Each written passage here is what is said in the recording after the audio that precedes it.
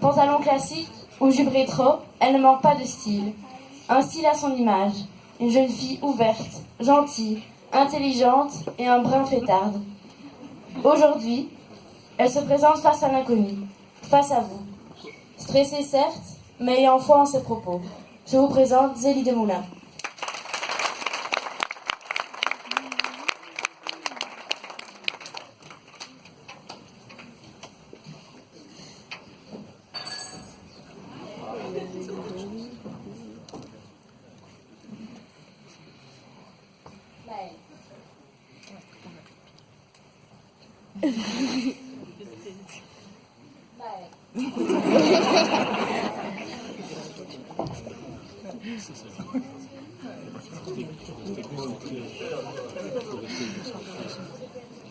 Deux.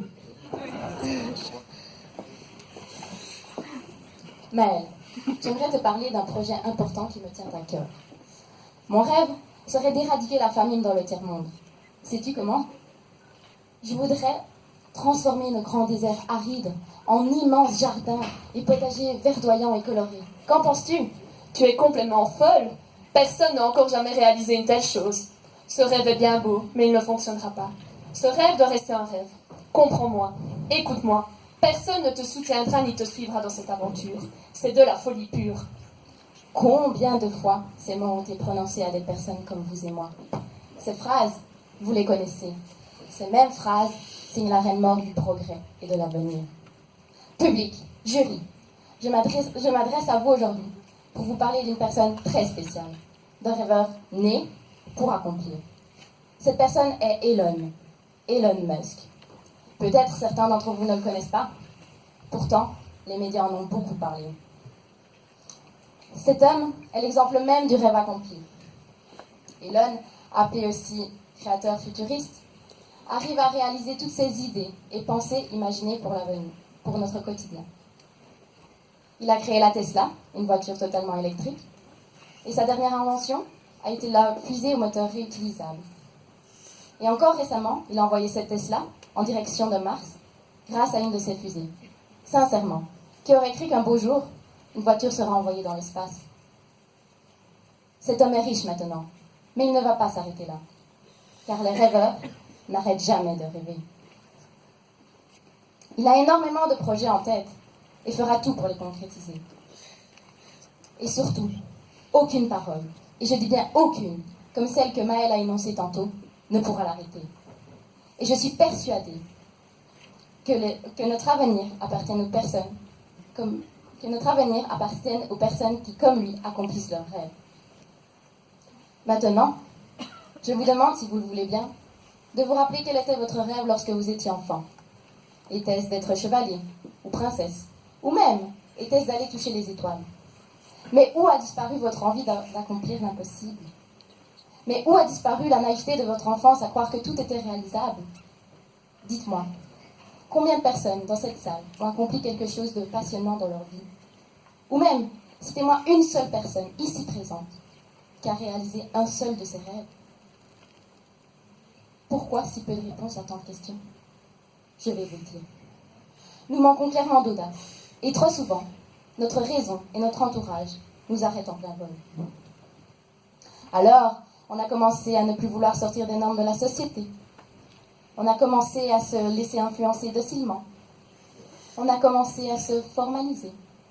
Mais surtout, on a commencé à s'oublier.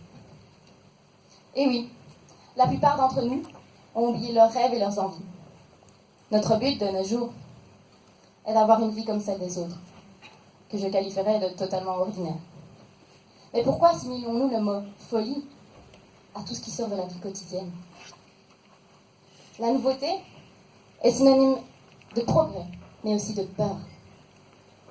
Je voudrais que notre civilisation entière comprenne que l'évolution est tout à fait naturelle chez l'être humain. Le progrès, c'est comme passer de la roue à l'automobile. Imaginez-vous que sans progrès et sans inventeurs givrés, insensés et un peu dérangés, nous n'aurions pas de voiture, pas de fusée, pas d'avion, ou encore pas de télévision. Je veux que vous compreniez que le progrès est une bonne chose et qu'il ne faut pas rester constamment enfermé dans les normes de la société. Donnez donc la chance aux rêveurs de changer notre monde. De plus, on connaît tous cette phrase célèbre de Antoine de Saint-Exupéry, nous disant « Fais de ta vie un rêve et d'un rêve une réalité ». Vous ne vous êtes jamais demandé ce qu'il se passerait si l'ensemble de la société pensait de cette manière? Le monde serait bien différent. En effet, je suis persuadée que nous croirions beaucoup plus en nous-mêmes et en nos rêves, et que notre entourage nous comprendrait mieux et nous encouragerait. Sincèrement, vous qui êtes pour la plupart parents, lorsque votre enfant vous dit qu'il veut devenir peintre ou dessinateur, vous trouvez ça mignon et gentil lorsqu'il est jeune. Et quand il vous ressort cette idée bien des années plus tard et de manière déterminée, vous aurez tendance à le décourager avec des « ça ne mène à rien, tu seras pauvre et ça gâchera ta vie ». Alors s'il vous plaît, écoutez ce que j'ai à vous dire et apprenez. Si son rêve est de devenir peintre ou dessinateur, et qu'il devient ce qu'il voulait être, il sera bien plus riche que la plupart d'entre vous. Et oui, il sera riche de bonheur. Et de nos jours, qui peut en dire autant? Alors encouragez vos enfants, soutenez-les. Prenez conscience qu'ils sont notre futur, et qu'ils sont peut-être les prochains inventeurs de notre avenir. Maintenant, prenons le verbe rêver. Avouez-le. Lorsqu'on rêve, vous trouvez qu'on est totalement inactif? C'est pourquoi je vais aller à l'encontre de vos idées. Le rêve, rêver pousse à imaginer. L'imagination est une chose tellement sous-estimée. L'imagination reflète la façon de penser d'une personne. Et c'est pourquoi l'imagination est une chose très importante. Car d'une façon, elle nous définit. Alors rêvez, imaginez, donnez-vous cette liberté. Mais maintenant, parlons de choses sérieuses. Rêver, c'est bien, et même excellent. Mais après, il ne faut pas que se nourrir de rêves. Il faut que vous mettiez toute votre énergie à l'accomplissement de ceux-ci. Vivez une vie palpitante et rayonnante, car lorsque vous vous donnez les moyens d'accomplir ce dont vous rêvez, le bonheur sera toujours votre compagnon de route. Alors, public, jury, je m'adresse à vous aujourd'hui pour vous parler d'une personne très spéciale, d'un rêveur né pour accomplir. Et cette personne, c'est vous. Merci de m'avoir écouté.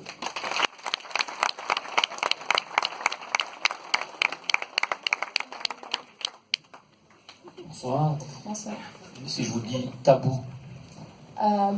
Monsieur le Président, lorsque vous me dites tabou, je pense à toutes ces idées et pensées qu'on évite de parler en société, avec les parents, que les choses qui ne sont pas bien exprimées, les choses dont les parents ont souvent peur de dire la vérité aux enfants.